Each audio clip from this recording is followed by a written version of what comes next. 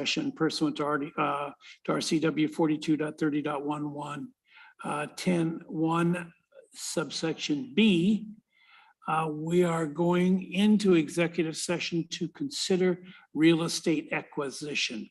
And this is scheduled to last 30 minutes.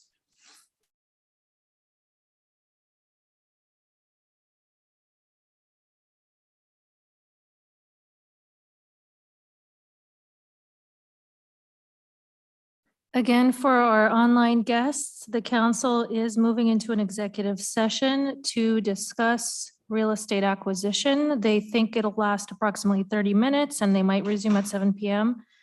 And of course, they might choose to extend closer to that time.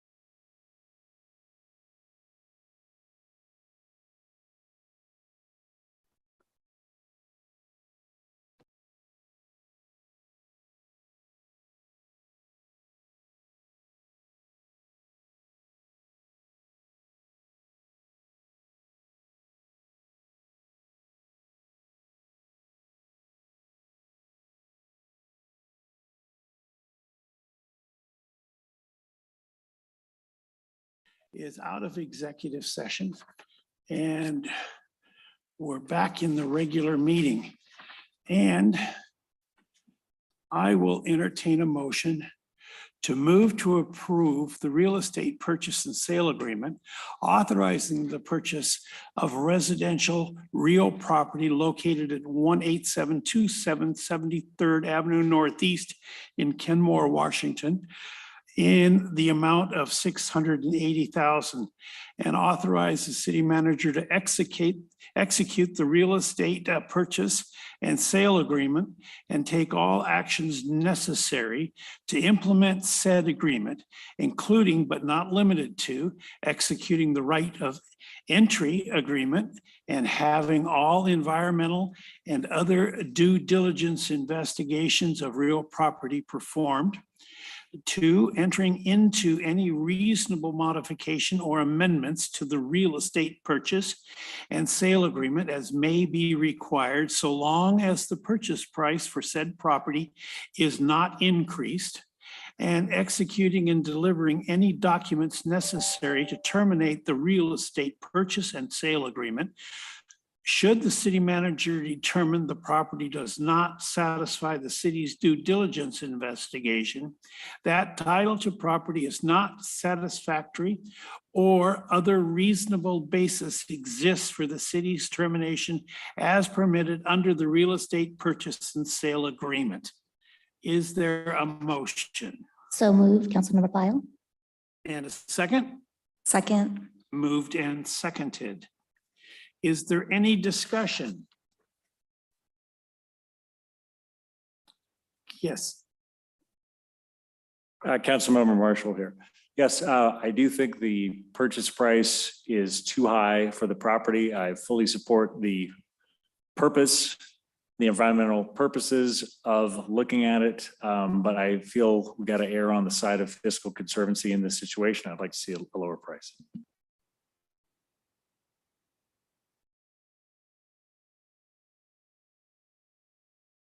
Any other questions? Hearing none, will the clerk please take the roll? Thank you, Councilmember Baker. Councilmember File, Yes. Councilmember Shrubnik, Yes. Councilmember Baker, No. Councilmember Kugler, Yes. Councilmember Marshall, No, Mayor Herbig. Yes. With 4 yeses, the motion passes. All right. Next item on the agenda is the roll call.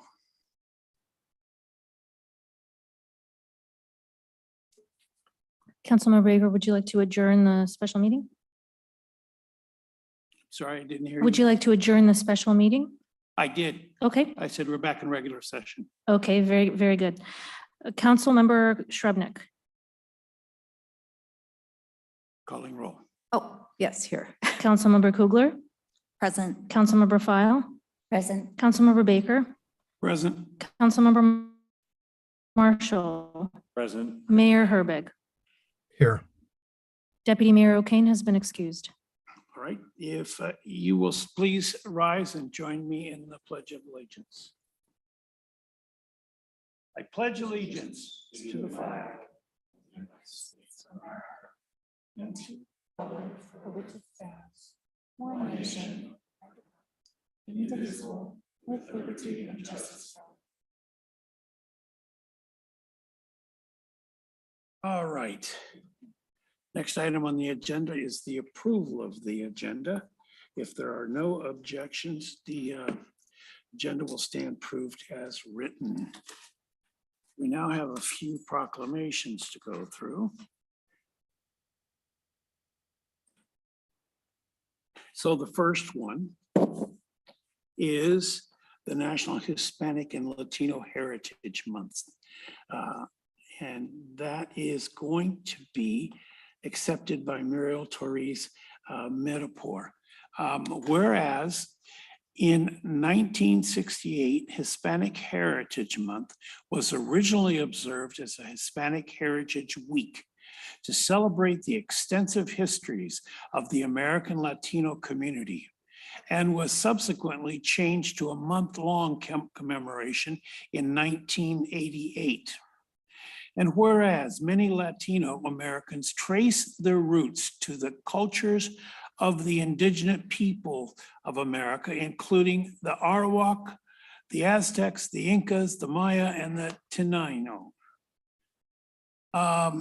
Some trace their roots to Spanish explorers or to the Africans who were brought here as slaves to the New World. And whereas the term Hispanic or Latino or Latinx refers to a person's culture of origin, those who identified having Mexican, Mexican-American, Chicano, Puerto Rican, Cuban, or other Hispanic, Latino, and Spanish origins. And whereas Hispanic and Latin Americans make our nation more vibrant through a diversity of cultures, languages, and religions, there is no single story of the Latin or Hispanic experience, but rather a diversity of contributions that enrich America's culture and society. And whereas we celebrate and honor the invaluable contributions of the communities have made to the arts, history, law, science, and technology, sports, public service, and extensive farming and other physically demanding labor.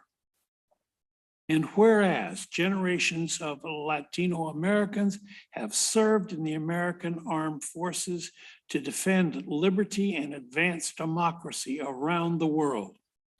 And whereas Hispanic and Latino Americans continue to enrich our region's economy, culture, education, politics, arts, history, literature, science, and technological developments, despite institutional and systemic injustices that prevent and limit these achievements and contributions.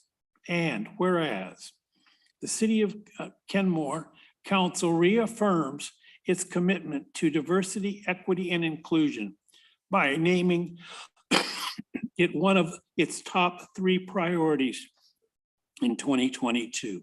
And whereas the city recognizes that the Hispanic and Latino American communities accounts for nearly 9% of Kenmore's resident population and are therefore invaluable force in shaping this community and its values.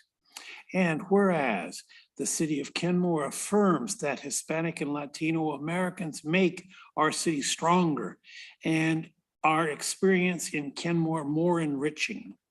Now, therefore, I, Nigel Herbig, Mayor of the City of Kenmore, on behalf of the City Council, do hereby proclaim September 15th through October 15th as National Hispanic and Latino Heritage Month in the City of Kenmore, and call upon our community to celebrate this month with appropriate programs and activities. Ms. Mehdipour.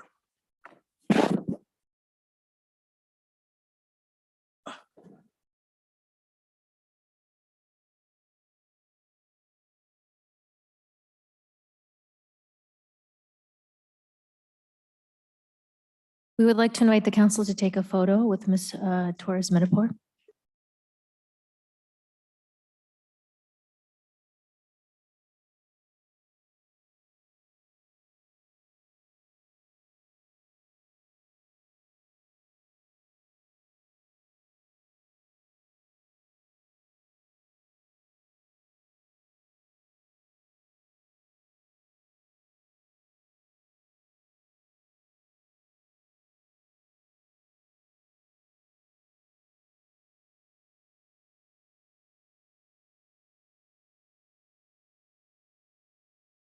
Councilmember Baker, Mayor Hilberg, and esteemed members of Kenmore City Council. It is my honor and pleasure to accept this on behalf of the community, Latinx Hispanic community here of Kenmore and of our beautiful, Seattle, Greater Seattle region.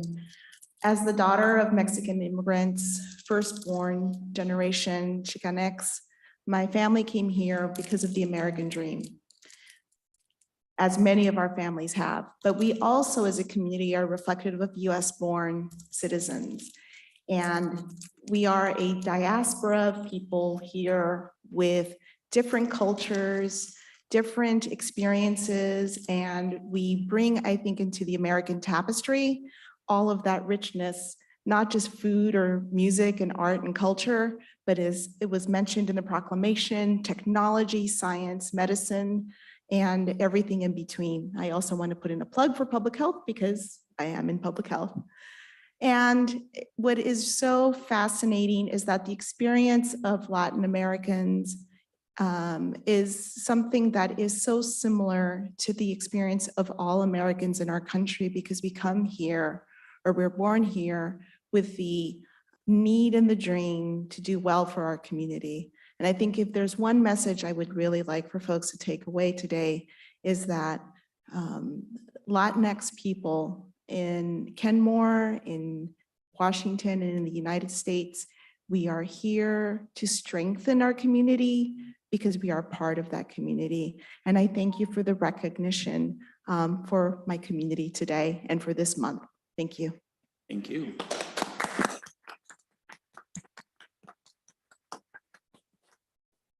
All right. We also want to recognize this as National Recovery Month. Whereas mental health and substance use disorders affect all communities nationwide, and COVID-19 pandemic has had and continues to have a profound effect on mental health and substance use, with increasing numbers of people experiencing anxiety, depression, and loneliness. The impact of mental health and substance use disorders is apparent in King County.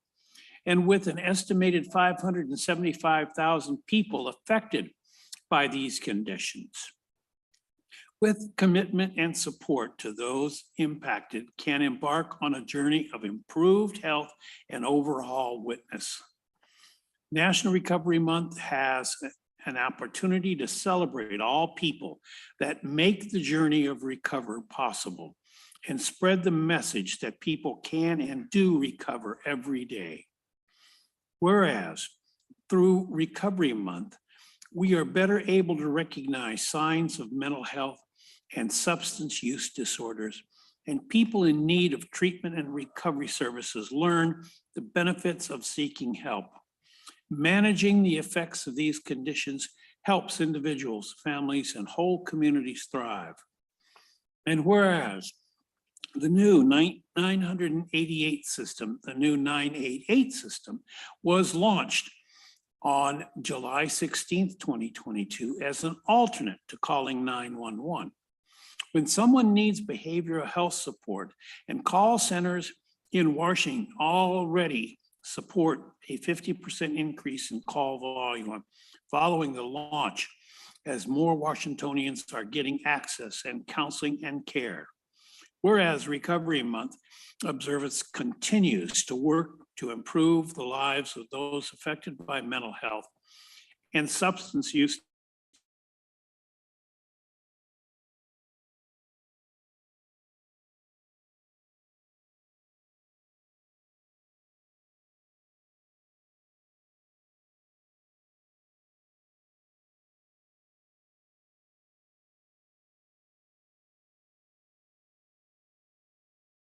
on behalf of the City Council, do hereby proclaim September as National Recovery Month throughout the city of Kenmore. And accepting this will be Michael Reading of the King County Behavioral Health Department.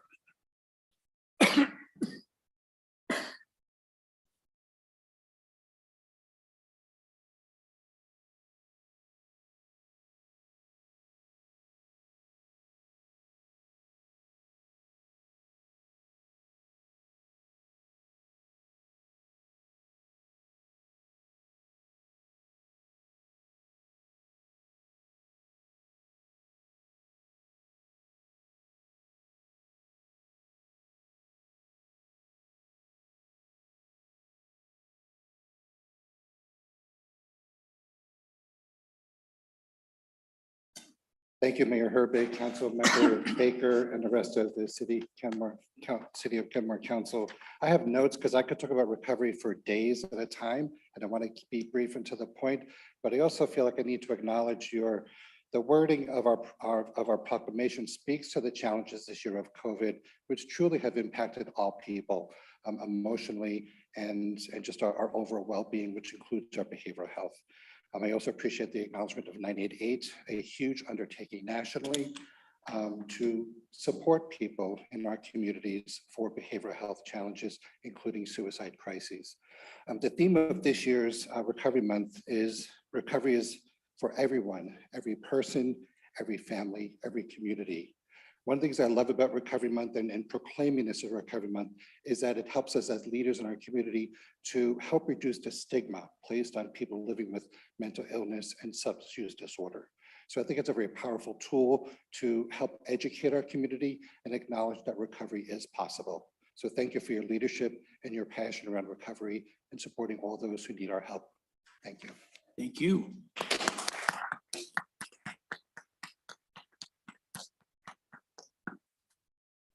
Next, we want to call attention to Suicide Prevention Awareness Month. Whereas September is recognized all around the United States as National Suicide Prevention Month and is intended to help promote awareness of the prevalence of suicide and prevent suicides. And whereas suicidal thoughts can affect anyone, regardless of age, gender, orientation, income level, religion, or background. And whereas the unintended outcome of the pandemic has been the loss of human connection and an epidemic of loneliness. And whereas hospitals and health professionals indicate that many of Washington's residents are experiencing significant mental and behavioral health crises because of the ongoing pandemic, which has intensified isolation, difficulty in engaging with virtual learning and working, and the lack of regular in-person interaction with friends, mentors, and peers. And whereas the city of Kenmore wishes to publicly support local educators, mental health professionals, athletic coaches, PAC leaders, nonprofits, police officers, and parents as partners in supporting our community in simply being available to one another. And whereas the new 988 system was launched on July 16th, 2022 as an alternate to calling 911 when someone needs behavioral health support, and call centers in Washington already report a 50% increase in call volume following the launch as more Washingtonians are getting access to counseling and care.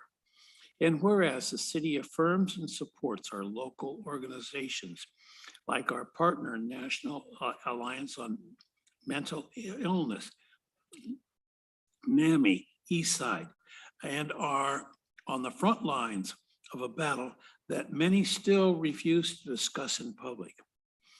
As suicide and mental illnesses remain too taboo a topic to speak on, and whereas we encourage all residents to take the time to inquire as to the well-being of their family, friends, and neighbors over the next few days and genuinely convey their appreciation for their existence by any gesture they deem appropriate.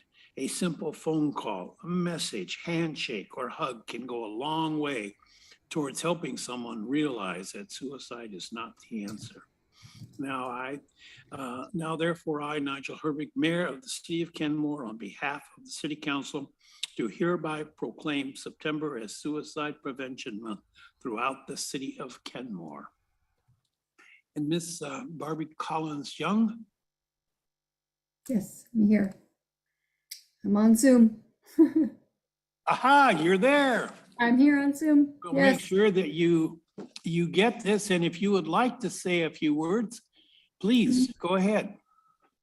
I would definitely like to say a few words about this. So I'm representing NAMI Eastside as the executive director, but this means a lot to me. I'm going to try really hard not to cry because this is amazing. I want to thank the city of Kenmore, the mayor, city council, and we've worked together very well through the pandemic to make a difference in mental health, but we have a lot more work to do. And like you said, it's the being seen, it's being heard, it's the handshake, checking in on people. Many of us have been personally touched, which is unfortunate, but I've also been personally touched by suicide with my friends who were Kenmore residents. And so I want to say rest in peace to Kate and Danny. But these are the reasons why I now serve our community with a passion for NAMI Eastside. There is hope and there's healing that is available to you. And please know that you are not alone. So what NAMI Eastside, if you do not know NAMI, we're the National Alliance on Mental Illness. NAMI Eastside, we serve you in Kenmore, all of our greater East King County cities. But we are really, really working to make sure that we're listening to our community right now to supply these support groups, education for youth and adults, help the families and peers working through the nuances of supporting those with mental illness and those who have mental health conditions that the pandemic has brought to life. It means a lot to be recognized. And again, those gestures do go a long, long way. We wanted to also introduce some of our new things that we're doing with the community. So we have a Compartiendo Esperanza, which is sharing hope, which is in Spanish. So I hope we can coordinate through the other proclamations that have happened here tonight. And we have also a women in transitional housing support group. We have great youth programs and some standout students in the Northshore School District, which I can't wait to talk to you about. But we have amazing signature programs, and we will do everything we can to prevent anyone experiencing the pain of loss and also support you through the pain of loss through suicide. So please check out our website. We're at www.nami-eastside.org. And thank you, City of Kenmore. You're doing so much to address the mental health system and helping us all provide this spider web, a framework to help those in need for mental health support. So thank you so much. We really appreciate it. Thank you. Next, we want to call attention to the Falls Prevention Awareness Week. Whereas every person, regardless of their stage in life, deserves wellness and stability. And whereas in Washington State, more than a quarter of Washington residents over the age of 65 experience a fall. Whereas falls are the leading cause of injury, death, and most common cause of non-fatal injuries and hospital admissions for trauma among those 65 years or older. And whereas the total number of intentional falls related to death among Washington residents over the age of 65 has increased more than 30% between 2000 and 2019. And whereas in 2019 alone, non-fatal unintentional fall hospitalization costs exceeded $1.1 billion.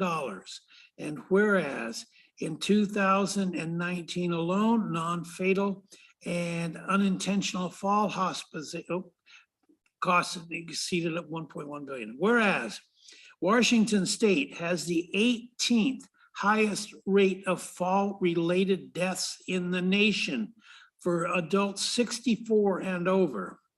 And whereas the City of Kenmore wishes to increase public awareness and educate older adults, caregivers, and healthcare providers about the risk factors and how to prevent falls.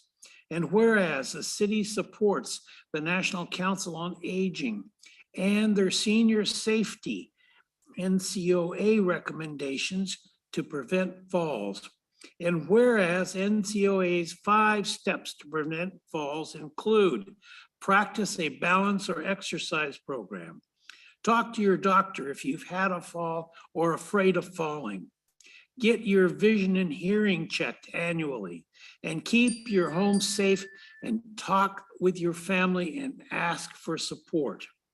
Now therefore, I, Nigel Herbig, Mayor of the City of Kenmore, on behalf of the City Council, do hereby proclaim September 18th through September 24th as Falls Prevention Awareness Week of the City of Kenmore, and call upon our community to learn the 5 simple ways to prevent falls when you're age.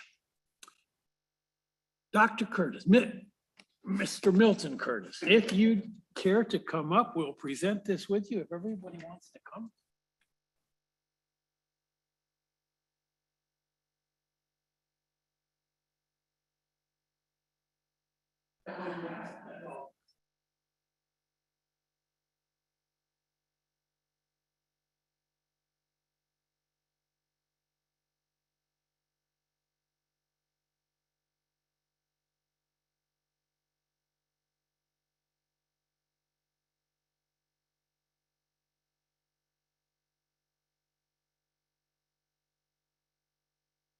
All right, next item on the agenda. Question, Oh, do I get an Oh. opportunity to speak? yes, please do. I'm sorry.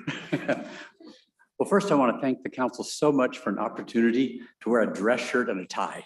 You don't get to do that when you're gardening all day long. After 35 years in practice and now retired for almost 5 years, the only thing I still do related to medicine, besides taking care of the grandkids' injuries, is fall prevention. So I started a nonprofit called Senior Fall Prevention Initiative, and I developed a questionnaire called Senior Safety Questionnaire. It's based on all the stories I heard in the 35 years about seniors falling. 1 out of 3 seniors falls. So there is no such thing as a low-risk senior. Everybody needs to be evaluated, and everybody needs advice on how to minimize those falls. So the Fall Prevention Questionnaire is online, it's free, and it's at new.seniorsafetyscore.org.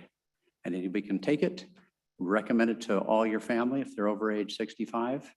Thank you so much for this honor of accepting the proclamation.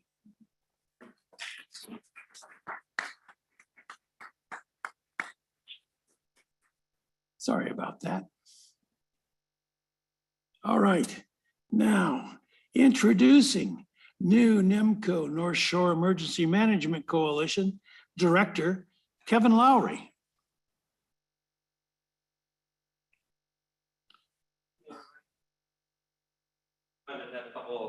Take an opportunity to introduce myself to everyone and kind of quickly make sure everyone on both sides of the table here understood what NEMCo really is.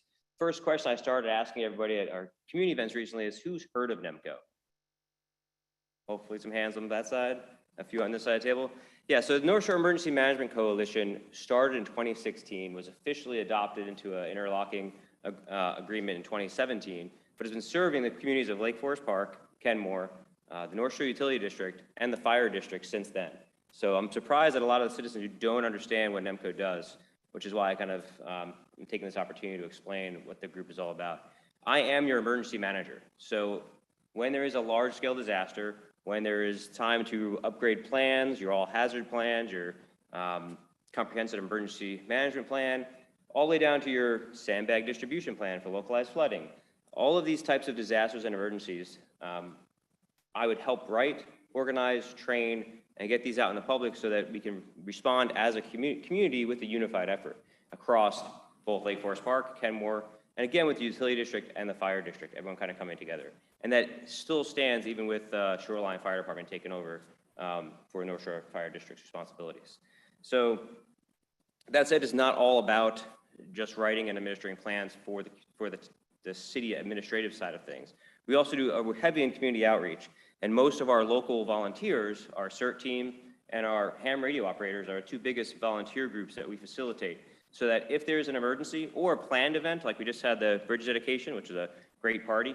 Everyone had a good time, I think. But it's a great, nice planned event. We had 2,000 people showing up. where there's an opportunity for things to go wrong or things to go really good. But it's an opportunity to get out there and have our volunteers take some of the load off of the police and fire department so they can focus on larger issues. So the CERT team and the CAM operators can respond to lower level emergency situations. The training is offered to anyone in the community because there's 2 stages to that, getting people, informed citizens out there to know that if in your neighborhood there's a problem, you can respond to a small fire, small flooding incident, shut off utilities, things like that, in lieu of having to have the utility district come out or a fire truck respond when they're distracted with larger incidents, a bigger event. So we train the CERT teams and the HAM operators to help with communications and that response to allow the police department and the fire department to really get out there and handle the larger emergencies. So my view on it is really what I like to kind of harp on is that I'm your emergency manager as well, not just the cities, but I'm also the citizens. So if we start from the top where we have all our plans in place and we're trained with the plans and the community and the citizens can, and the police and fire can respond all the way down to each individual household. So the citizens can respond and take care of themselves in their own home, right? Be prepared, be resilient. Then their neighborhood, their cul-de-sacs, their streets, their blocks. If they, neighbors helping neighbors is the first step to making our whole community resilient. So if the whole chain in there is resilient and able to respond appropriately, then we can lessen the need for services and we can share those services with other communities and really focus on the bigger events when they take place and help make our whole community more resilient and kind of bounce back from any problems such as an earthquake, a winter storm, excessive heat waves, things like that. So NEMCo is here to serve everyone. We work with the church groups, businesses, all of that to make sure that from that, everyone involved in the pyramid of our community is resilient and able to withstand any kind of exposure to a disaster or a significant event. So, barring any questions, that's a little bit about NEMCo. I took over about 6 months ago and I'm looking forward to working with everybody here going forward in the next few years. Thank you very much, Mr. Lowery. Yeah, if I can just add something, Your Honor.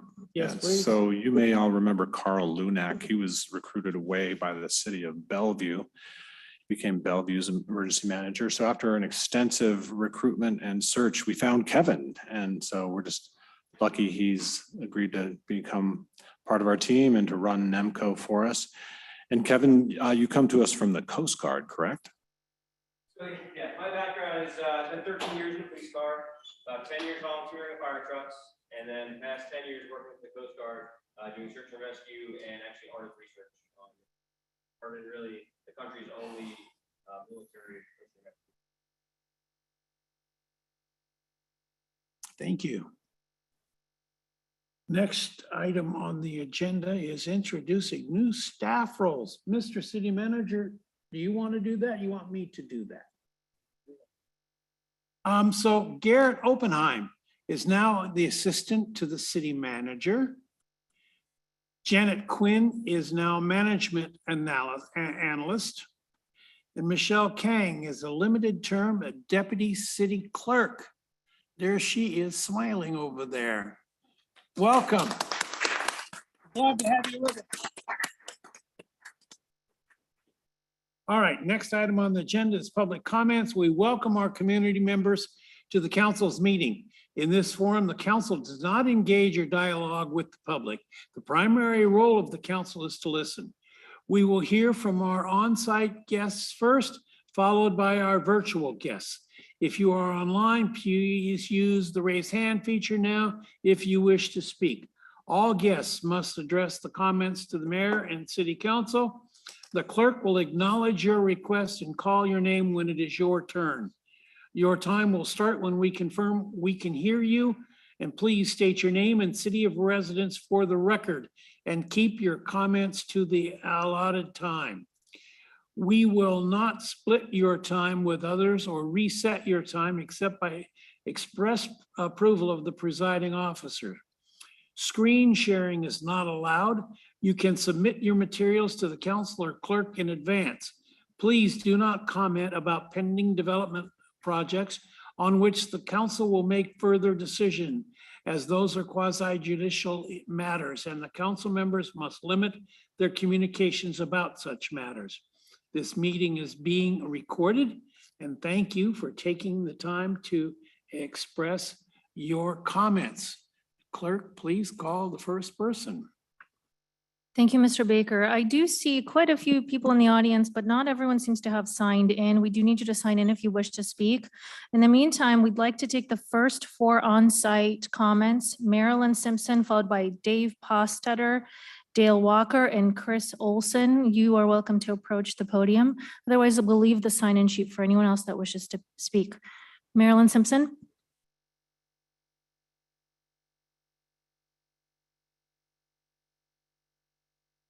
Good evening. I'm Marilyn Simpson. I've been a resident of Kenmore for 43 years. My family moved here primarily because of the quality of life that we could have in Kenmore. We moved out of the city of Seattle because we didn't like how crowded it was becoming, etc. And because of the environment that we have here. The thing that I'm very upset about actually is the change in zoning that is being proposed. To change, first of all, the zoning without letting all of us know. And I've talked to many people and almost nobody knew this was something that was coming up. The things that it won't benefit us. That's one of the things that I'm most concerned about is it's not a decision that was made to improve the quality of life of the residents in Kenmore, which is a primary job of you guys. What will change for us? Well, we'll have to pay for sidewalks because when you put in multiple family housing, you need to change and have sidewalks and streets. Our schools will be changed. They're going to be crowded. And I know that's not something that's your perusal. Northshore Schools does that. However, it does affect us. Your decision will affect us, that we will have to have more schools in our area, which we have to pay for, and they're already crowded. North Shore is known for its good school district, and I'm concerned because I've been an educator my whole life working in the public schools, and it will change the quality of our schools here. Those are the things that I'm most concerned about. Who's going to benefit from this then? Why are we doing this? Do the people of Kenmore benefit from this particular decision? The people that are going to benefit are the real estate people, the developers that are going to buy my property, the property next door to me, and put in 2 or 3 different places for people to live and make a higher profit. They're going to benefit from it. In our neighborhood, we're not going to benefit from having those being there. It'll change the whole feel of our neighborhood. Kenmore is known for being a city of neighborhoods. That's primarily what it has always been. This is changing it to be more like Seattle, or take a look at Shoreline, what happened there when they did this. The neighborhoods have been pretty much changed dramatically.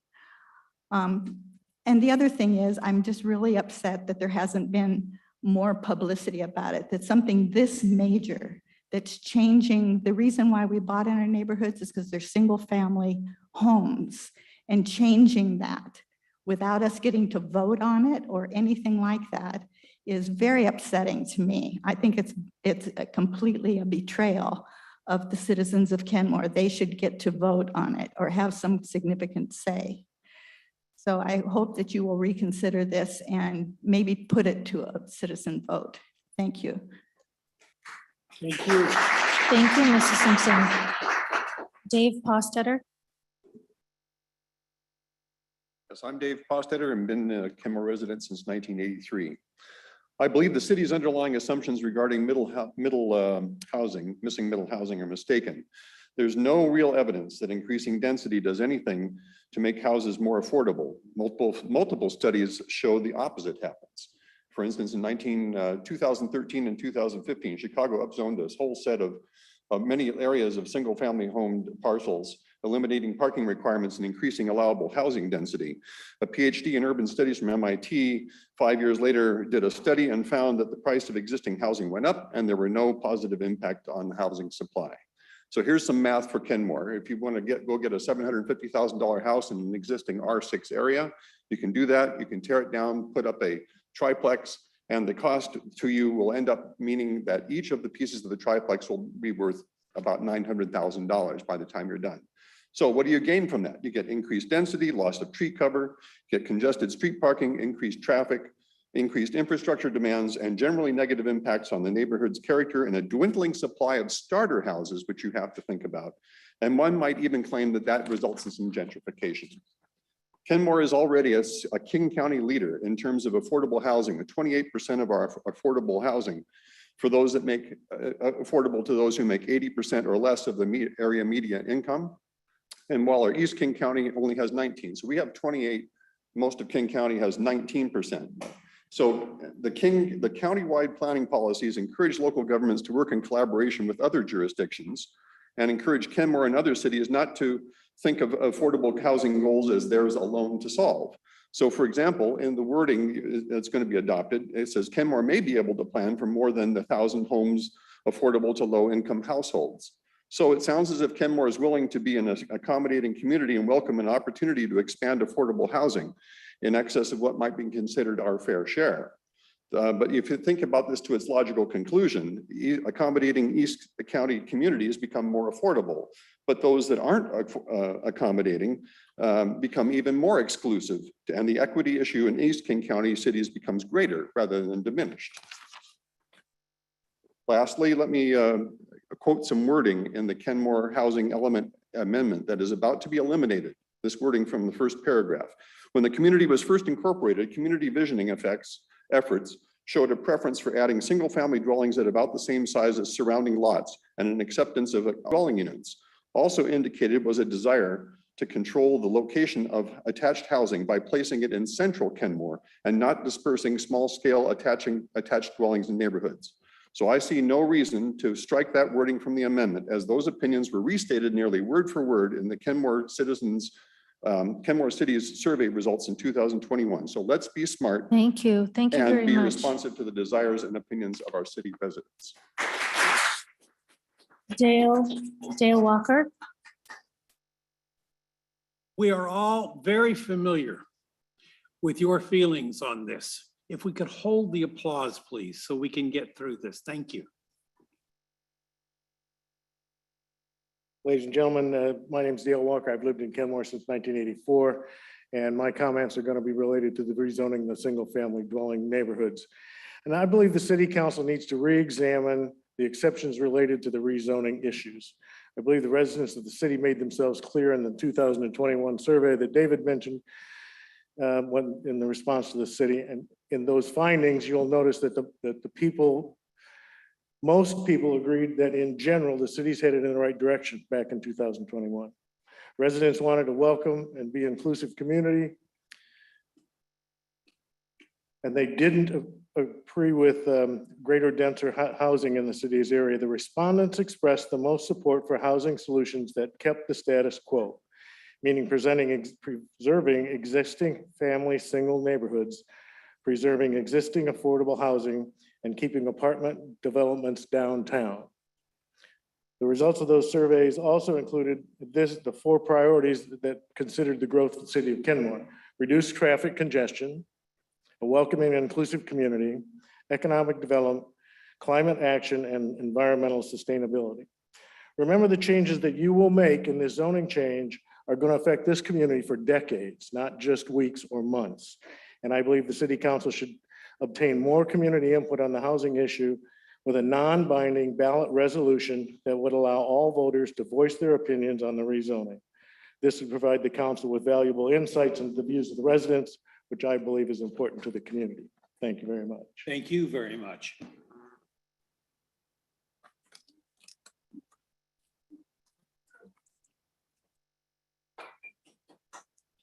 I think I'm going to say something that a lot of people here won't like. I disagree with every single person that just spoke. I personally think that we are not actually going far enough in these zoning density changes. Can you introduce yourself? Sorry. I'm sorry. I don't think we're going far enough. I would also challenge them to tell me where exactly we're going from R6 to higher densities. In most areas that I saw, R6 is being maintained. The downtown core is what's increasing in density. And my concern is actually that we won't have enough of a transition from high densities to lower densities. As such, I would like from the downtown core up to 62nd Avenue and 185th, or sorry, not 185th, 184th. I'm proposing that that changes from R6 to R12, as R6 is what it is now. And whether or not we make this area transit-oriented development, it will be transit-oriented development. It is going to be by 2 BRT lines, one serving to Kirkland down to our transit center, and the other serving from Woodinville all the way to light rail in Seattle, which takes us to Seattle. So the demand is there. I would also like to say that I am a civil engineer and I am under the 80% median income. So when you're talking about people who can't afford this area, you're talking about the people that build it. You're talking about the teachers who teach today, the engineers who build today. You're talking about those people. And 50% is less than what I make. So I make a little bit more than that. But there are still many, many people that are priced out.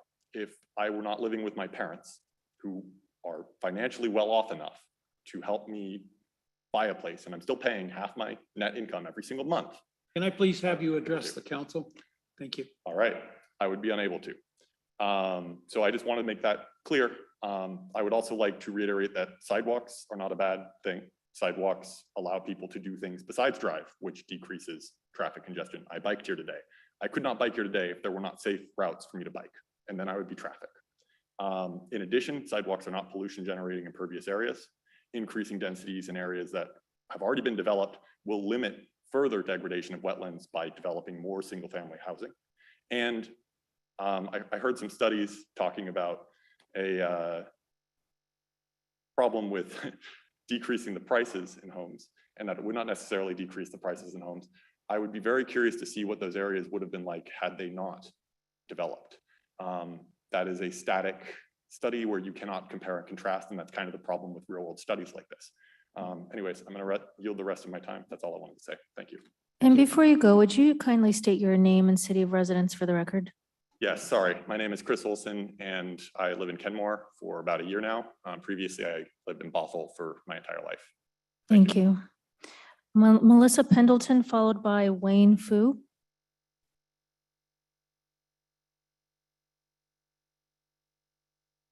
Hi, my name is Melissa Pendleton. I live in Kenmore since 2015. I too want to talk about zoning. Many people here have shared my concerns, but I'm extremely disappointed in this decision. One, I think there's not been enough advertisement about it. I had no idea until I heard it from someone else talking. The majority of people I talk to have absolutely no idea this is happening. Two, this does nothing but help developers. I have a friend here in Kenmore that sold a condo in Kenmore and it went for $1.1 million. She bought it for $300,000. She was even a bit appalled. This is not helping affordable housing in any way. My sister lives in Ballard. A similar thing has happened in Ballard. She has not found a single family that has been able to afford a home because developers beat them out because they have deep pockets with a lot of cash. So when they go to bid, developers bid them out, they lose the chance, and families can't stay. In her entire street, nice homes that would have been about $1 million because of inflation, and it's not great with inflation, are bulldozed down. All the old growth trees are gone. There's nothing but dirt, and homes are packed in. What was a $1.1 million house is now a $1.2 million condo stacked on top of another condo. It does nothing for affordable housing. I'm disappointed that we're standing here, and I only heard about this 2 weeks ago from a friend. I ask you to give more time, look to our neighbors, and put this up for a vote. More publicity. People do not know about this. Thank you. Thank you. Wayne Fu.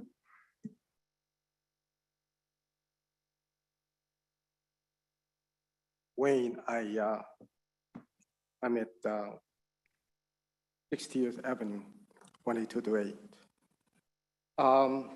I disagree with the zone R6 to convert it into the zone that allowed a triplex. The reason is that it is not the zone that's set up for triplex. For instance, in Seattle, you find an area that has the back alley set up. Even when the lot is smaller than what we have in Kenmore, it is likely to be successful to convert it into triplex. In Kenmore, we don't have that. And most likely, you have to squeeze in 3 units. Maybe you can squeeze 2 at the front and 1 at the back. And there's no access, very hard to have access for the parking requirement for 3 units. So Another reason is that if you encourage people, the investor, to buy a house and convert it into a triplex, it is hard to comply to the building code. The building code requires a fire separation. And the investor is going to find out they don't want to do that. They want to tear down and build 3 units. And also their car may be on the street. And also there's no way to accommodate 3 units in order to have a shared green space. So most likely the unit at the front will push up against street, and it'll be dangerous for another house. There's a requirement for a garage setback. This is a good reason for safety. The car can see before you get out of the street, you can see the coming car on the street. Okay, and if you convert the house into triplex, most likely the builder will buy it, and then they're gonna lease it out. So you lose the owner-occupied residence. You're gonna, and also the other possibility is the house is going to vacant for much longer in between the ownership, or even when it's bought. Thank you. Thank you, Mr. Fu. Your time is up. Okay. Thank you. Mr. Baker, I don't see any additional on-site signups. Would you like us to move on to virtual public comment? Anybody else wishing to be heard? In person, is there anybody else wishing to speak? Thank you for your comments. Yes, let's go to online now. Okay, at this point, we are moving on to virtual public comment. If you'd like to speak, please use your virtual raise hand feature. I do see one call-in. If you'd like to speak, dial *9 to raise your hand. We'd like to take the guests in this order: Dakota Rash, followed by Elizabeth Mooney and Stacy Valenzuela. Stand by while we promote you and get our timer ready.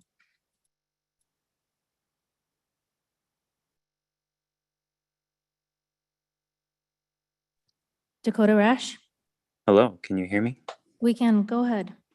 Thank you. Hello, Council and Mayor. My name is Dakota Rash. I'm a resident of Lake Forest Park.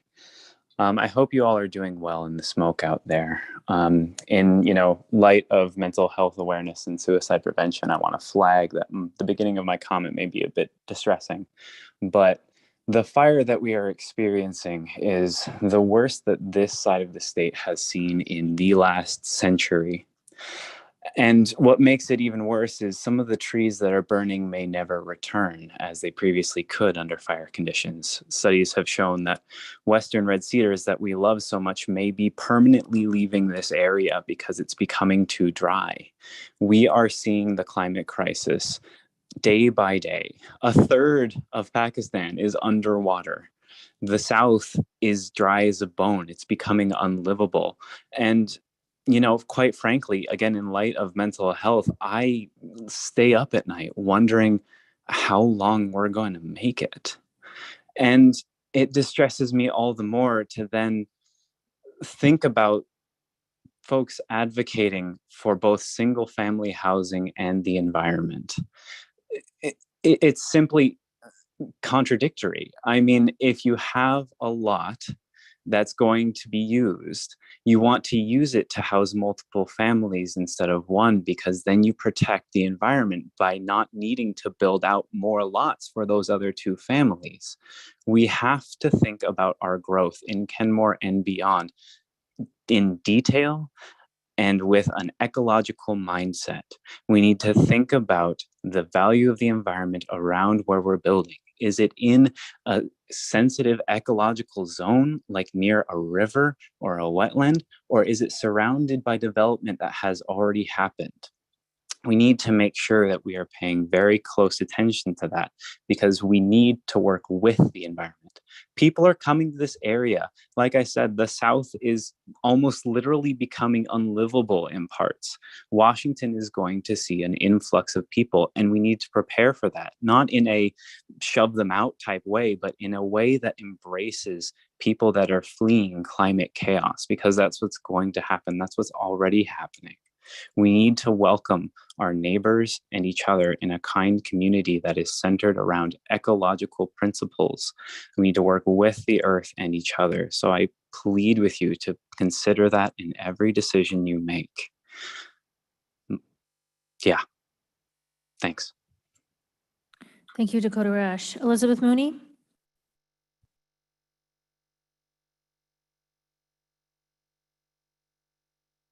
Hi, can you see me? I can't, I don't know. Can you hear me? We can hear you. We don't see you. Great, okay. Hi, council and community. Elizabeth Mooney, citizen of Kenmore. I'm here to give you some good news. We're having a stream fest. We're collaborating with Snow King Watershed Council. PERC is collaborating, and with Lake Forest Park Stewardship Foundation and some other, anyway, just go to the website. I don't want to go on too much, but it's Saturday from 1 to 3 p.m. at Log Boom Park. Log Boom Park is where stream 0056, otherwise known as Chetchato, Little Creek, that's where its watershed runs from Briar and Lake Forest Park through Kenmore along 61st Avenue northeast to Lake Washington at Log Boom Park.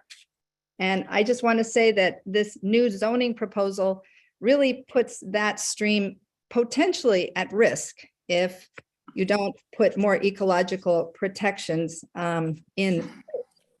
Because in my opinion, and I care for all people and the environment, but I think you've done a little bit too much, too fast. And one of the citizens that was speaking talked about just people not knowing about the plan. So I would like to comment on the upcoming change in zoning status for most of Kenmore, especially changing much of Kenmore to multifamily housing. This change would open up most of Kenmore to multifamily housing and create a checkerboard of developments throughout the city. Most importantly, this is being done in the absence of a corresponding improvement in critical areas ordinances.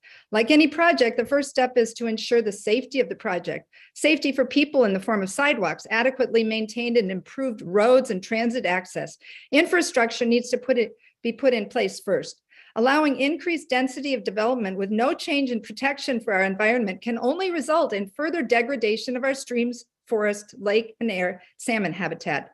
Even under current rules, the use of reasonable use exceptions, off-site mitigation, waivers and exceptions to the cutting of trees, filling of wetlands, and encroachment of buffers is slowly degrading the environmental health of our city we all care for. If the council will insist on pursuing this course of action, they must put a stop to the loose environmental enforcement that has unfortunately characterized many developments in this city and preserve what is left. It seems the chance to restore natural habitats is slipping through our fingers by not providing a rational course of development with the necessary safeguards. The council would be truly putting the cart before the horse. Thank you. See you at Streamfest, Saturday, 1 to 3 p.m. And we will help the first 10 who come rent a kayak or sup through our business there. And you can make fish prints. Bye. See you there. Thank you, Ms. Mooney. Stacy Valenzuela. Hi, Stacy Valenzuela, Kenmore. Can you hear me? We hear and see you. Go ahead. Thank you. I agree with most of the speakers tonight. Kenmore zoning needs further resident stakeholder review and feedback. We brought this up early on that little notice was recognized, maybe because all of it was announcing missing middle, but the name is deceptive and it caused confusion. Calling it what it is, zoning in all the area, maybe residents would have known what was being discussed. What we need is more affordable housing for workers and for our seniors. We call on Kenmore to hold all issues with prioritizing to developers. Review adopting stronger zoning, training, review of ordinances, intentions, and implementing protection and preserving our natural resources. Having 20 or more short plat townhouse units priced at 1.2 to 1.7 million each townhouse, some labeled as missing middle, are being allowed via permits on lots, which are not attainable to the middle or lower class, even working class. Too many variances are being handed out, encroaching on our creeks, wetlands, cutting trees, and non-attainable to actual missing middle people. We need the trees to stop being cut down. We need our wetlands protected. We need desperately housing for 50% and 30% AMI. Restoration of the creeks, the land, the wetlands, the shoreline to the natural habitat, the tree canopy, and the ecosystems decrease the effects of greenhouse gases and other toxins in our climate. This is part of implementing the CAP, the Climate Commitment Act, 1099, and the climate change. And we need limitations on destroying our resources. I hope you will consider this tonight and reject this zoning and go back to discussion. Thank you. Thank you, Ms. Valenzuela. Mr. Baker, I see no additional hands raised. Thank you. Okay. Thank you all for your comments tonight. We appreciate them, and we certainly need to hear them. Next item on the agenda is the consent agenda. Is there a motion to approve? So moved. Second. Moved and seconded. Is there any discussion? All those in favor of approving the consent agenda, please say aye. Aye. Opposed? Consent agenda passes unanimously. Next item on the agenda is the comprehensive plan and development regulation amendments presented by Community Development Director Debbie Bent and Principal Planner Lowery Anderson for continued discussion.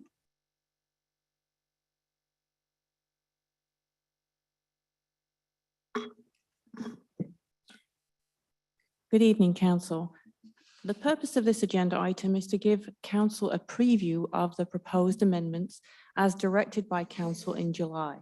So this is just so you can see that if we have accurately reflected your direction prior to the public hearing. The public hearing is scheduled for September 26th. Any comments that we have received prior to the hearing, including those tonight, will be addressed. So I also want to remind Council that on September 21st, Karen Parolic with Opticos Design will be giving a presentation, a virtual presentation to the community on missing middle housing. There's also a flyer that will be sent out to every household in Kenmore that gives information about missing middle housing, including information about Karen Parolic's presentation and the public hearing scheduled for September 26th. So in your packet, there is a summary of the proposed changes, and also it's highlighted where the changes were made to reflect council direction. We were not anticipating a discussion or a debate this evening. This was just confirmation that we had accurately reflected your changes, so you could see those prior to the public hearing.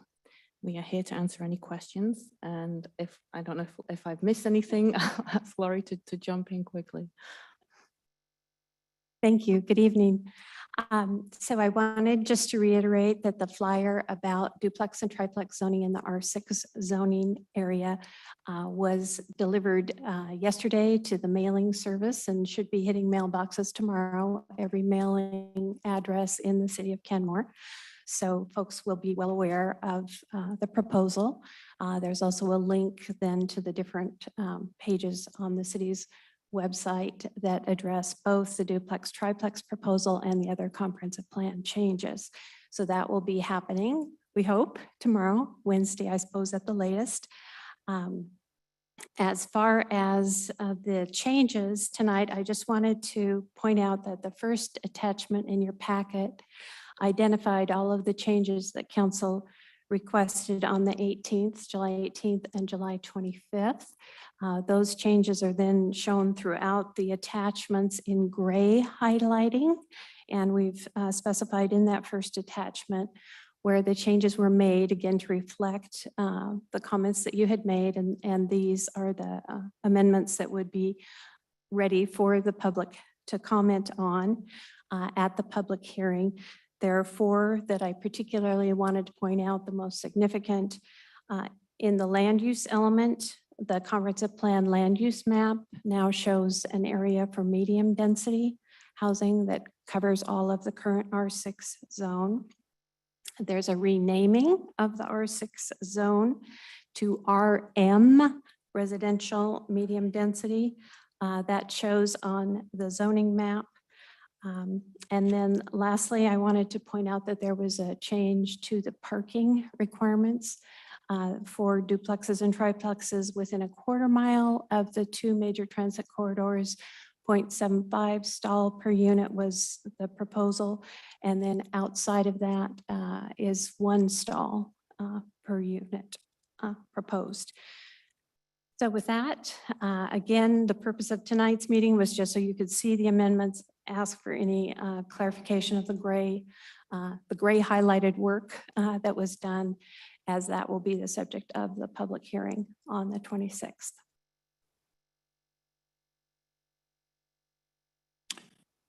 Councilmember Shrubby. Yeah, I appreciate you taking those suggestions and going ahead and working them up. I think most of the things that I brought up were covered, which I'm really pleased about. I actually thought this was a time that we were going to have discussion and conversation among our council about the direction. I certainly am, well, I'll just say it, I'm not comfortable with the current proposal as it stands, and did have a alternative proposal. So I'm not sure. I guess my question to you or to the rest of the council is, when does that occur? We would anticipate that the council would consider all of the public testimony from the public hearing on the 26th.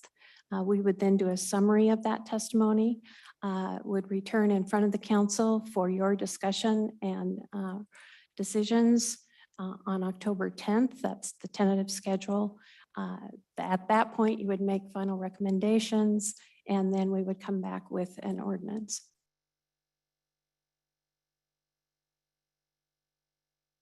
Any other questions? Yes, Councilmember Marshall. Oh, Councilmember Frau. Thank you. You know, I was looking at the land use element portion, and particularly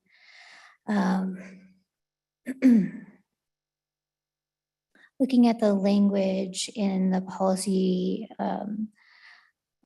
statement. It is an attempt, a good attempt to be inclusive, yet our own proclamations for our city that we've already prior adopted, as being a safe and welcoming city, as well as, a number of proclamations we heard tonight have a bit broader inclusivity in its language. I would hope that we would mirror match that a little bit. So I would recommend that change in the policy piece of the first description. And I believe I had already given some prior communication with you about this.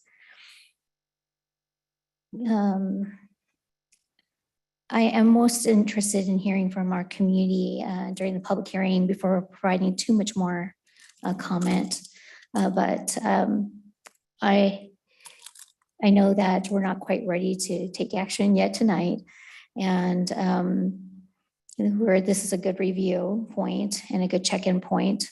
But I do have one other concern. You mentioned the parking of 0.75 near arterials. I imagine, my concerns for a community with already congested roadways near some of our arterials. gosh, I would be really uncomfortable with anything other than at least one car per household planned parking spot. Our streets can only hold so many cars. And there's line of sight issues when, you know, the street sides are packed with cars up and down the road. So that's a concern I have, and I've mentioned that before. And I'm going to leave it there for today. Councilmember Marshall. Thank you. So several questions under the proposal. Right now, it looks like the multifamily housing would be allowed outright. Is that right? And then what is the difference then from the current code? My understanding was that multifamily is allowed, but under certain conditions. What are those conditions now? What would go away? Right. So under the current R6 single-family zoning district, the only multifamily that would be possible would be a townhouse project.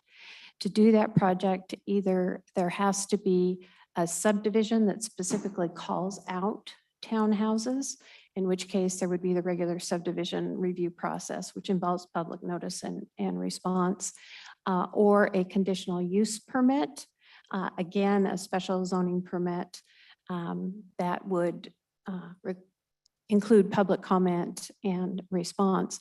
So that is the current status, and there's no change proposed for the townhouse rules. Townhouses have been allowed in the city since incorporation. There was a change a few years ago that said that larger apartment projects would not be permitted in that way. The proposal in front of you would allow 2 units, duplexes, or 3 units, triplexes on those lots outright without a public comment or public notice period. Okay, so there'd be no public notice for that and no hearing. Correct. Okay, thank you. And then what is the, specifically, what is the tree protection ordinance for the multifamily housing as proposed? So the tree protection rules that currently apply to any multifamily project would apply to the duplexes and triplexes. You may recall that the single family rules, depending on the size of the lot, will allow, for example, 2 trees per year to be cut if they're not in critical areas or whatever. That is not the case with the proposed duplex and triplex amendments. Those proposals would follow the tree rules of an apartment project, for example, where there would have to be information provided about trees. Tree protection is the first approach. If tree protection can't be achieved, then replacement trees would have to be installed. It depends on how many tree credits there are on the lot, but they would be treated exactly the same as a multifamily project. There's not a number of trees that has to be preserved or a number of trees they can get rid of? It's the same rules as any other multifamily project. Yes. So again, it's you calculate your tree credits per lot, and you have to retain those tree credits. You may in fact even have to provide more trees than currently exist because you have a certain density, tree density that's required. And as you go through the review process, the first approach always is to preserve existing trees to meet the tree credits. Right, but is there then not a set amount of trees to be protected for the multifamily, or does it vary then, as maybe you're suggesting, with each lot? Or isn't there a set number? I'm just looking for that minimum number. Yeah, I don't know what the tree density exact requirement is, but I can certainly bring that Okay, back. thank you. And then as far as stream protections, right now, and then I guess if there's no proposed changes for the new plan, how is the stormwater and surface water evaluated for the health of our streams in terms of development? Is it annual, and what scheme is it done under right now? And what would it be with this? Right, so the stormwater rules apply to duplexes and triplexes the same way they would apply to single family homes. So you have a certain impervious surface requirement, and then there are certain standards that you must meet to handle your stormwater.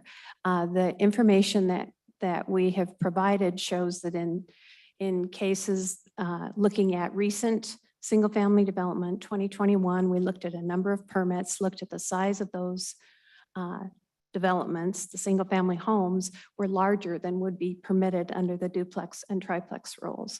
The flyer that you should all receive tomorrow, we hope, has an illustration of that to show the comparable relationships, so that these new units, because they're smaller and because the size of the house is more strictly regulated, would have fewer stormwater impacts than would a new single-family home as they're currently being constructed.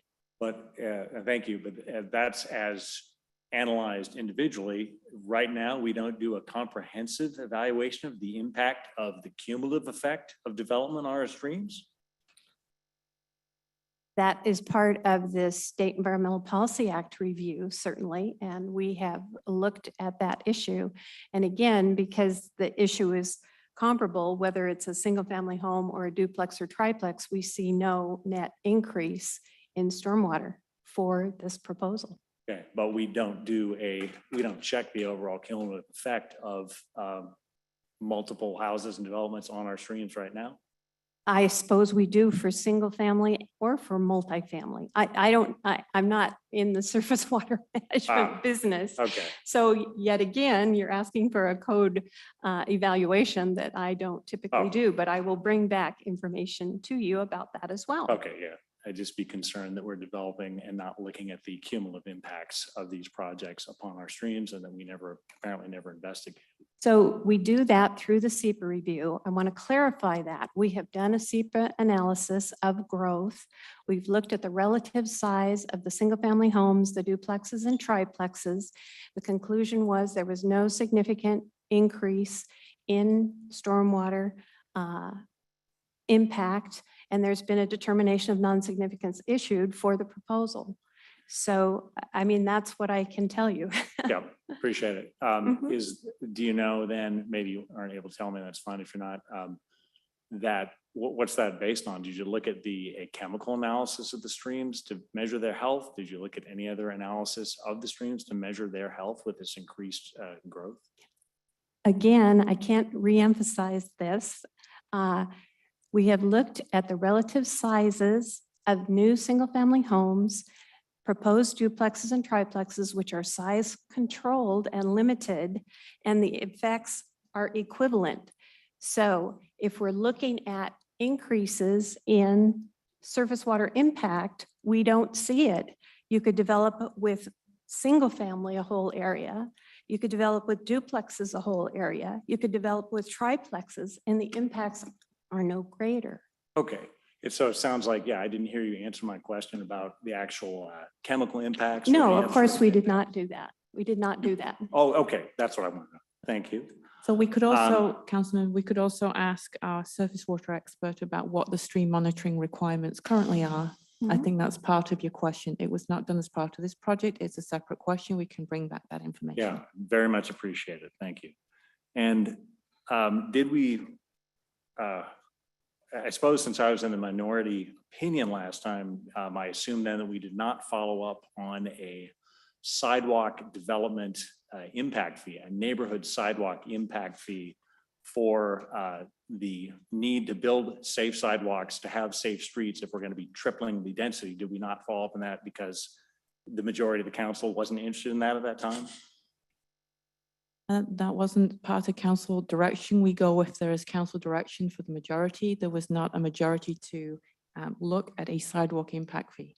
Thank you. Okay, that makes sense. And then have we contacted the Muckleshoot tribe or the Tulalip tribe with regard to this R6 upzone at all? Through the SEPA analysis, that's where agencies are notified. That's where what? I'm sorry. The SEPA threshold determination, that's where different agencies, including the tribes, are notified.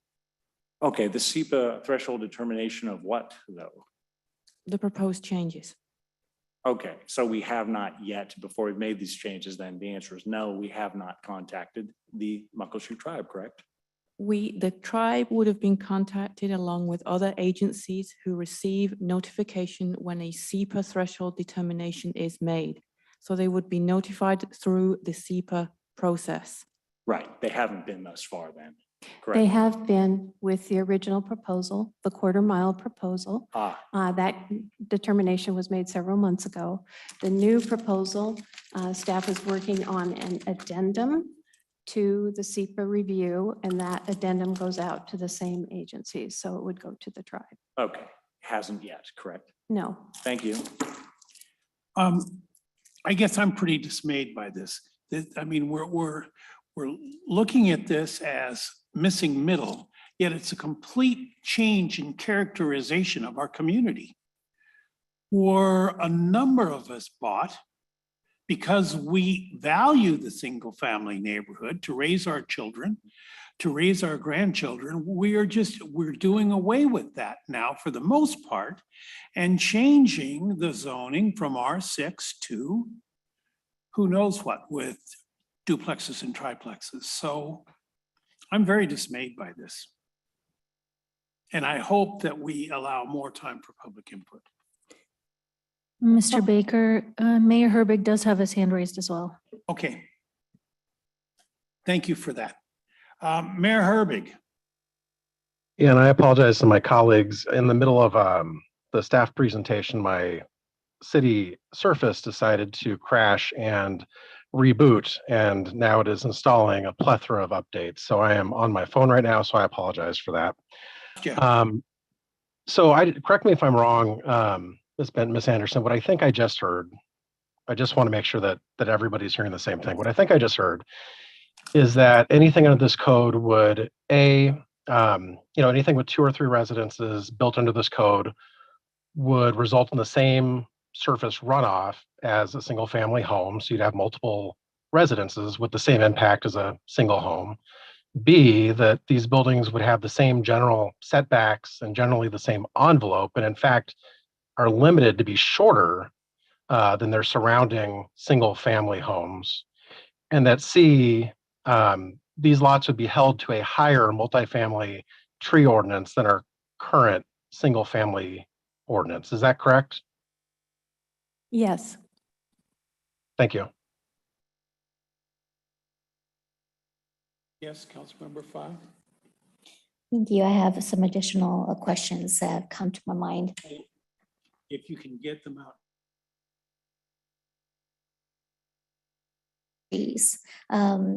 We don't really have any tree mitigation plan. It seems to be for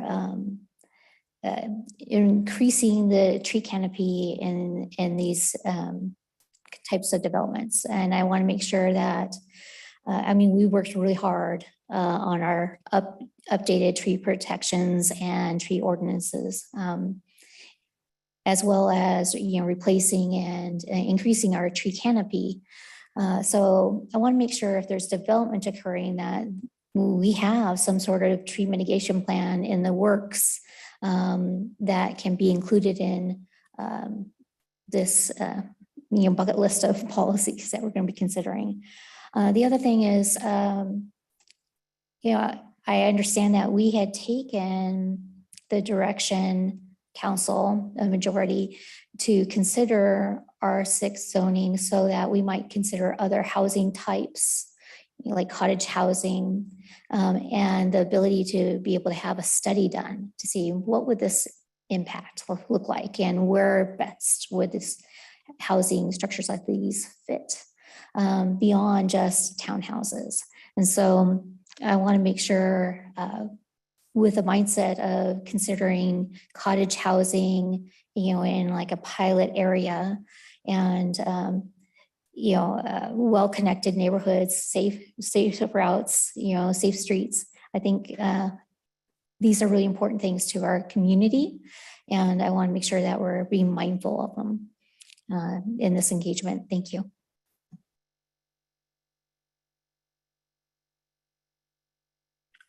Yes, Councilmember Marshall. But I want to make sure, Councilmember Phi, did you get all your questions out? Thank you. Yes. Councilmember Marshall, please. Yes, so I think that it's clear that probably the issues are complex enough and dear enough to the community's heart that more time is indeed needed for this departure from the original recommendation of the Planning Commission, this expansion and upzone of the R6. And I therefore move that we change the schedule and put this decision to decide on the comprehensive plan till at least December of this year. Councilmember Shrubnik. I realize we have a motion, so I'll wait. And I'll second the motion. Is there any discussion? No, stop. Well, I'll go after. Now I have discussion. Councilmember Shrubnik. I'm sorry. I just want to find out if that would interfere with the commitments that we're going to need to make around the public works and other comp plan amendments. I recall that there was, we're kind of on a time frame that we need to do these amendments. So can maybe somebody speak to that? Right. So for one thing, the public hearing has already been advertised. As I mentioned, it's going to every mailbox in the city, hopefully delivered tomorrow, as the hearing on the 26th of September. So that changing that would be difficult. It's possible, but difficult. In terms of the other changes that would be impacted by delaying the schedule of the comprehensive plan adoption. We've mentioned previously that the rezoning for the potential public works facility properties up on Northeast 202nd are part of this package, and that the ability to apply for permits is not possible if these amendments do not move forward. The comprehensive plan amendments, we've also described that the Plymouth Housing Affordable Housing Project is on the current public works site. And so that proposal is supposed to potentially break ground next summer, but they too could not move onto the site or begin development if the public works shop is not relocated. We have a state grant from the Department of Commerce that must be expended by the end of next June that would tackle some of the remaining questions about missing middle housing, and in particular would look at cottage housing development. And you're restricted to amending the comprehensive plan once per year. So if the final discussion was delayed into 2023, that would have impacts on the transportation element, the climate change element, public work or public services and utilities elements, and those schedules for our 2024 update. And just to clarify, so we need to make some decision, but we could go with the Planning Commission's recommendation. We're not locked into what is going before the public hearing. I mean, That we is could, correct. because it sounds like we could have more discussion after it. Thank you. That's true. So the missing middle housing recommendation went through the Planning Commission process, and we had a significant public outreach as part of that. You heard the Planning Commission recommendation. The purpose of this hearing on the 26th is to acknowledge that council direction was to have substantive changes from the Planning Commission's recommendation. That's the need for the second public hearing. Council then can certainly make changes after that. They can make changes in, as you say, Councilmember Shrubnik, for the Planning Commission recommendation up to the current substantive recommendation made by the council, or anything in between. If you're going beyond that, you would need another public hearing.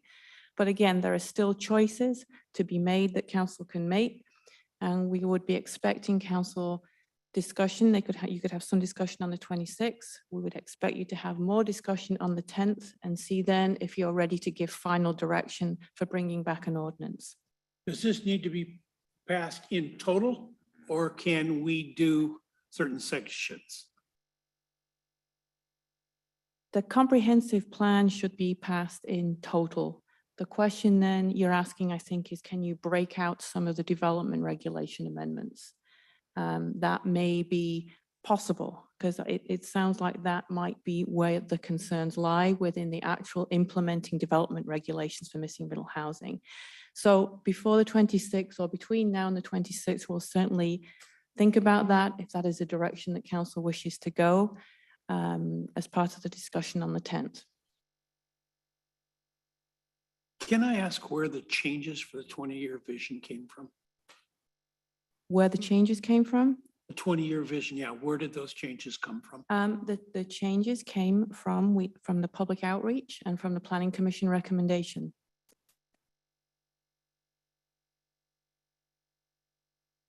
Right, the city council had one word change in the vision statement. It looks like Mayor Herbig has his hand raised again. Yes, Mayor. Yes, Mayor. I'm sorry, I don't think I had my hand raised. Your hand's up, but that's okay. That might be, sorry, I was on my phone for a bit and it may be stuck on the phone side. And if so, I apologize. That's okay. Try *9 to see if that'll bring your hand down. Oh, no, it was the app, but. Okay. We'll just watch for two hands then. All right.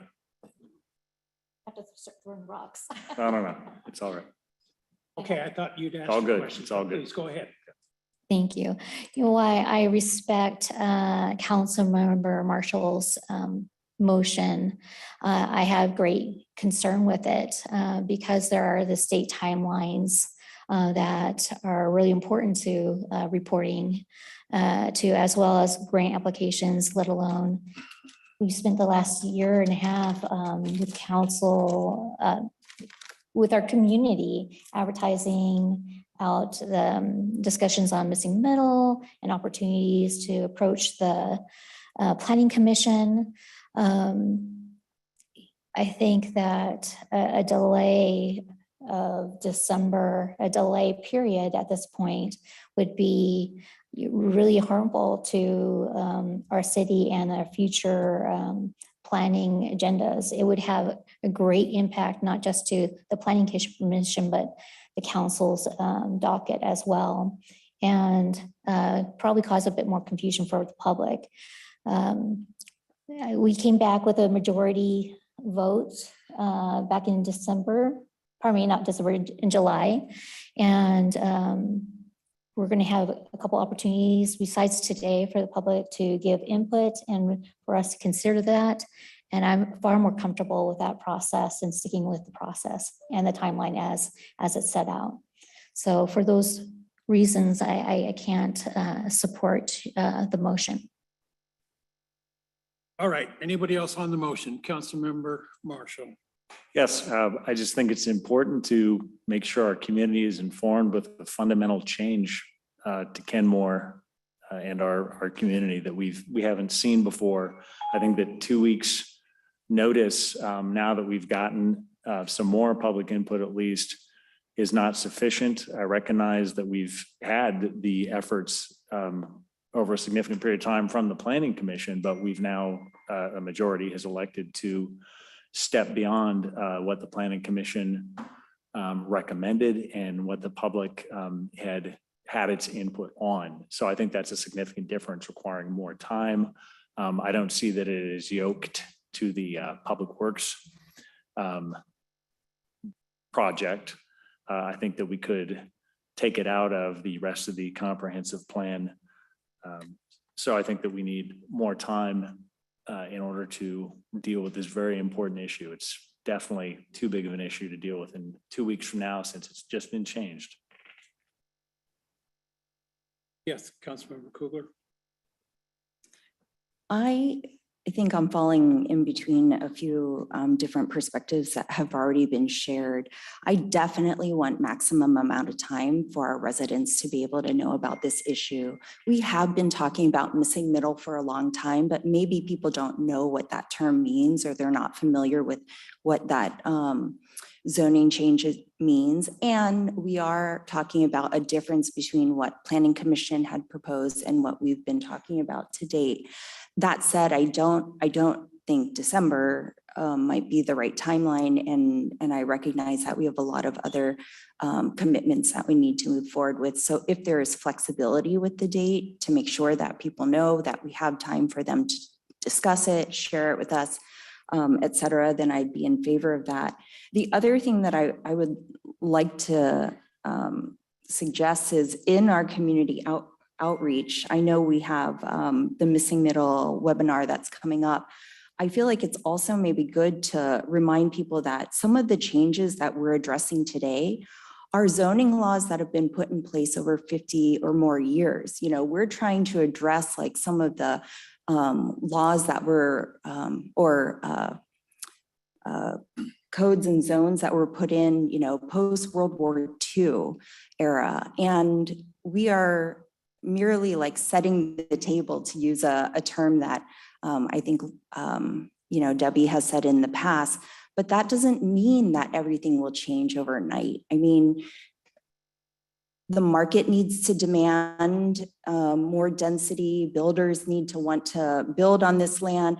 And on top of that, Kenmore's homes, only 25% of our homes are 50 years or older, as compared to like 37% in King County. So it doesn't mean that things are going to change overnight. You know, city development is incremental over time, over many, many years.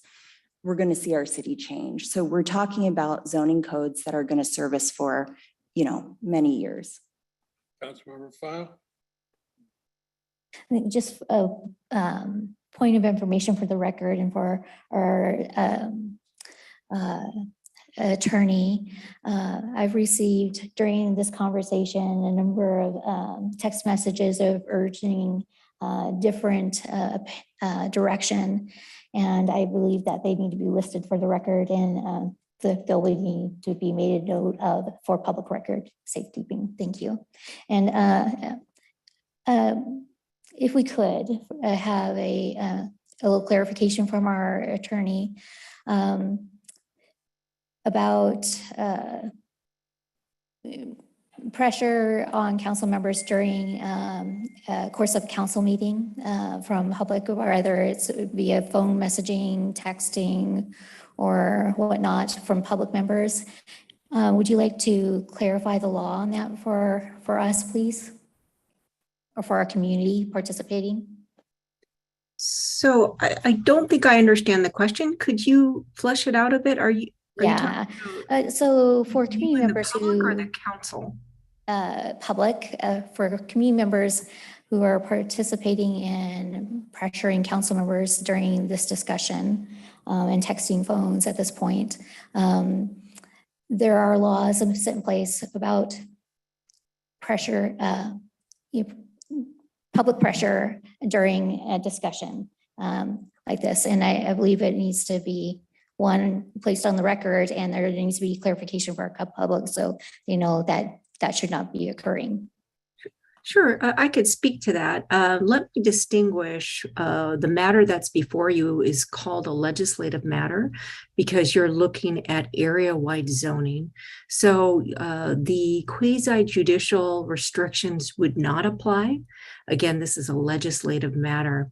If council is in fact receiving texts or emails from public and they want to make that part of the record, please feel free to do that. I know that the clerk identifies, you know, how to submit written comments so that they can be properly put in the record. When the public submits emails and texts during a meeting, they risk not having it part of the record because obviously the council is busy doing the business of the city. So for this matter, again, there's plenty of time. A public hearing has not been held yet. If the council is getting emails and texts that they'd like to submit as a part of the record, please feel free to do that.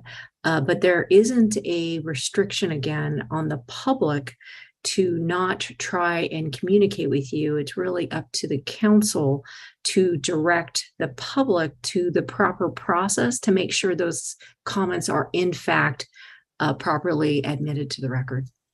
Thank you, Ms. Attorney. I really appreciate that. And I know that good intentions all are in place And I know that our integrity of our work that we do is important to the public and transparency. Mr. Baker, it looks like we might need to check in with Mayor Herbig again. I'm sorry? Mayor Herbig might have his hand raised for real this time. Mayor Herbig. I looked for two hands, didn't see them. Sorry.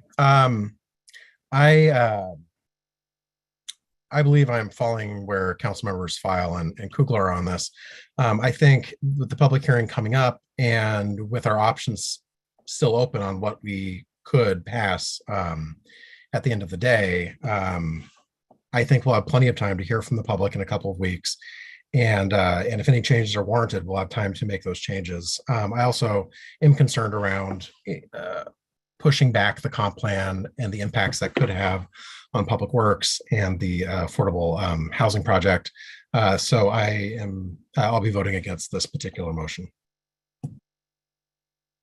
Anything else on the motion in front of us?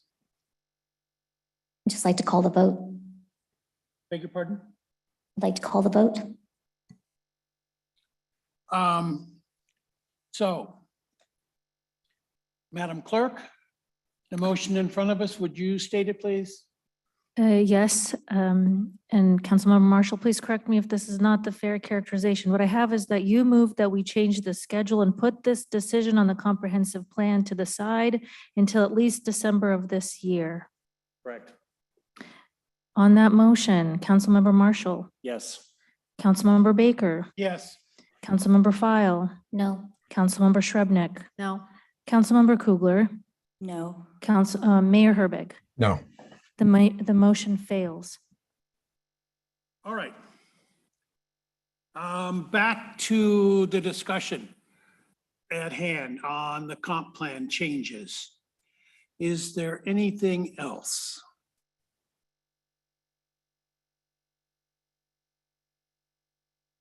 Hearing nothing.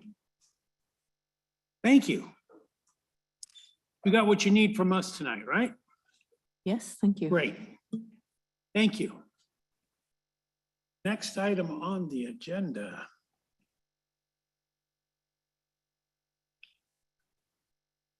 is staff reports. Thank you. It's good to be back. We haven't had a council meeting since July.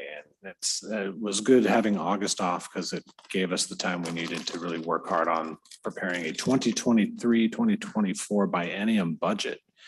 So we've been hard at work at that.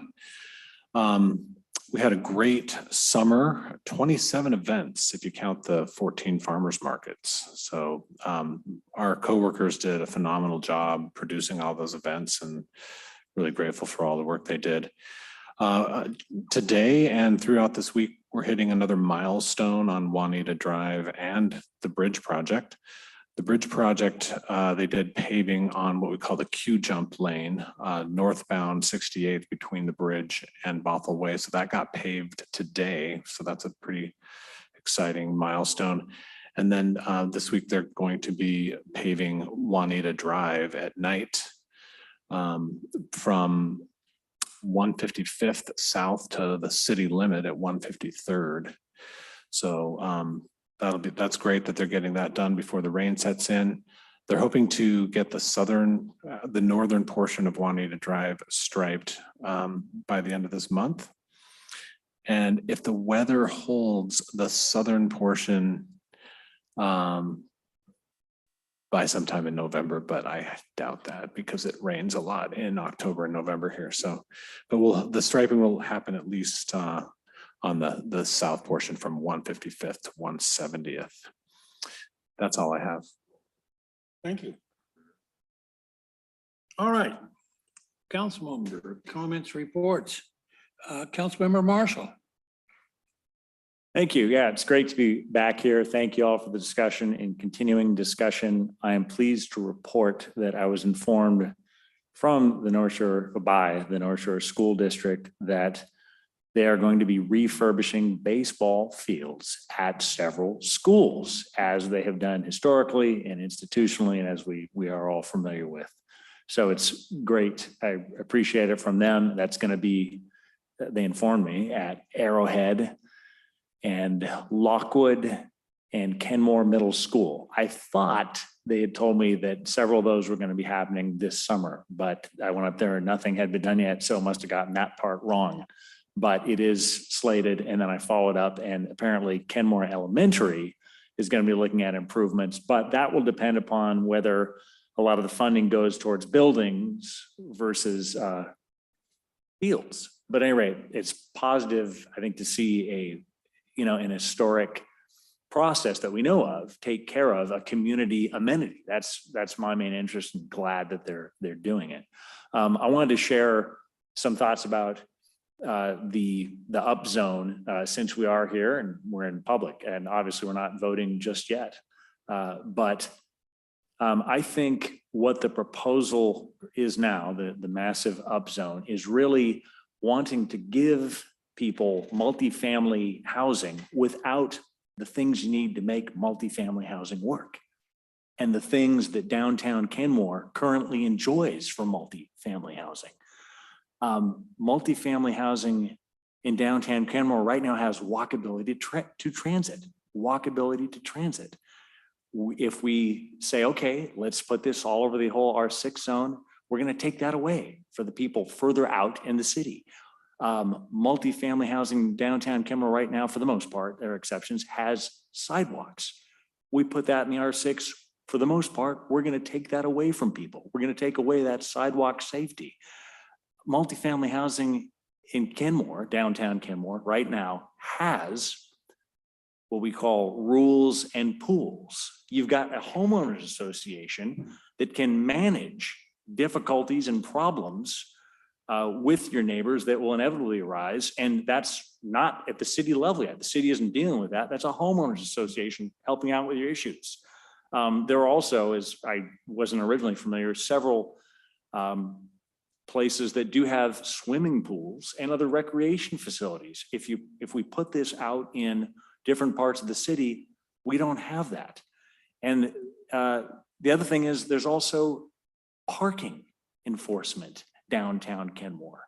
If we put this out into further areas of the city, we're going to have to enact parking regulations if we do that, or we're going to end up with the parking requirements or proposals now with parking on both sides of the street where pedestrians, and without sidewalks, where pedestrians have to walk down the middle of the street in a very dangerous situation. So I think that we're offering the multifamily, but right now without any of the benefits of multifamily that you would absolutely need. In addition to, of course, you've heard about my environmental concerns, but I think that's extremely important. It's also important. I appreciated the mayor's observations from our last meeting about sort of the class element of what we're doing. I think it's important. I think it's important to acknowledge the richer and the more middle-class neighborhoods in Kenmore. And so which neighborhoods are going to take then the brunt of this new up zone the most?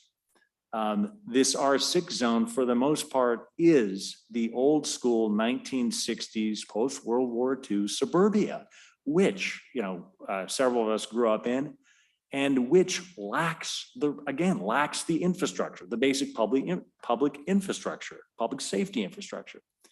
There's no sidewalks. There's no parking enforcement. There's no walkability to transit. And these neighborhoods, my own for the most part, and other neighborhoods around are still very much, many of them are still very much middle class. I've got in my neighborhood a trucker, I've got a plumber, there's a bakery person up the street, there's an old folks home around the corner. This is not, a rich neighborhood. There are rich neighborhoods in Kenmore, and it's important to be aware of what the new proposal, how the new proposal deals with those in terms of us thinking about equity.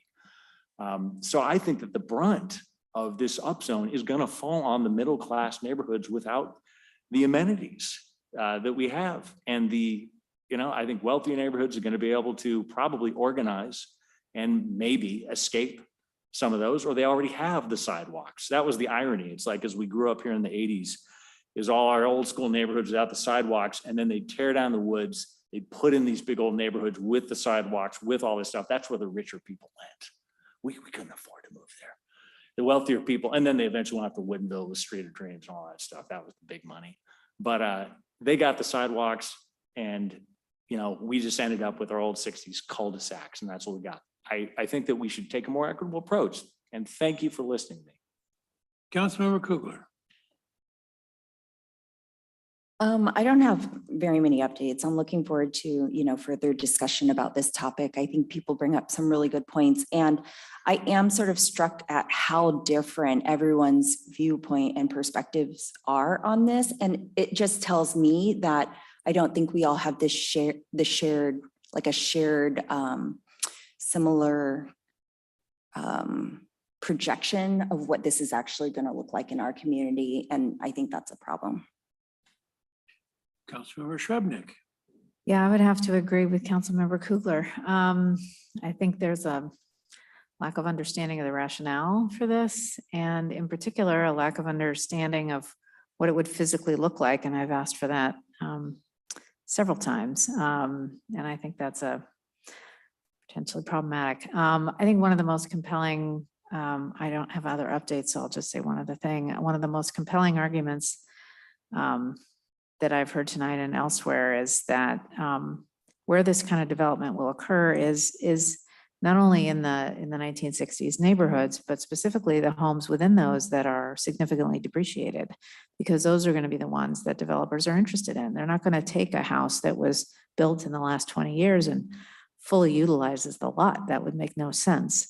And so what you do end up doing is, to some extent, reducing your single family homes that are slightly more affordable than the more modern single family homes.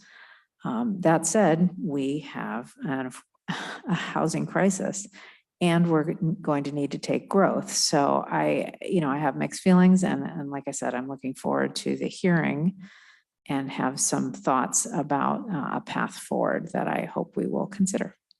Thanks. Councilmember File. Thank you. Well, it's been a long summer and a short summer all at the same time. I attended a couple of National League of Cities meetings along with Councilmember Baker, Mayor Baker today presiding, and it brought us back some exciting things to share. I'm looking forward to seeing how that turns out.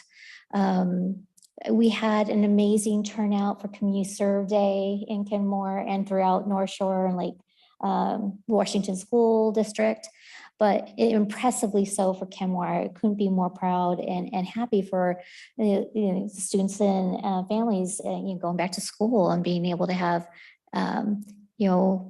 beautiful play fields and renewed campuses and fields, and to address sports fields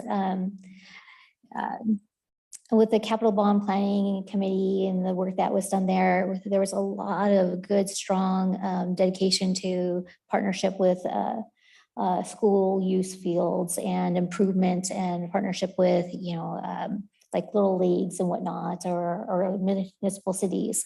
And so it's great to see that coming to Kenmore.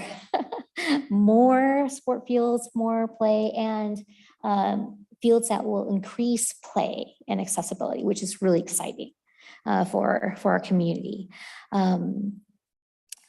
There is also an issue I wanted to bring up. The Sound Cities Association committee applications are opening just this next week or later this week. And so I'd like to add the topic to the upcoming next council meeting for discussion, so that we can discuss and consider whether or not we will be continuing on some committees and making sure we only have one council member applying towards positions. Otherwise, there will be 2 applications thrown out if not one. So it's best to have only one application in. So with that motion, is there a second to consider it? I'll make a second. Thank you. So yeah, there's two people, so we should bring it back. Great. All right, so we'll bring that back next week. Great, thank you. Mr. Mayor, I'm going to let you have the last word. So I'm just going to say that meetings on September 19th, 26th, October 3rd, a special meeting, and October 10th. Mr. Mayor, you can please close us out. Well, I want to first off really thank Councilmember Baker for stepping up today. I came down with COVID last week and I'm in quarantine right now, and so wasn't able to attend in person. And as you can see from the overhead camera view, chairing a meeting remotely would be extremely difficult, if not impossible. And unfortunately, Deputy Mayor O'Kane is also unable to attend today. So I just want to really thank Councilmember Baker for stepping up and using his years of expertise to run a smooth meeting. I really, really appreciate that. Other than that, I don't really have anything to add. It's nice to be back. I'm looking forward to hopefully being back in person next Monday and seeing you all then. Get better. I'm working on it. I'm way better than I was last week, let me tell you. So See you later, Mr. Mayor. Thank you.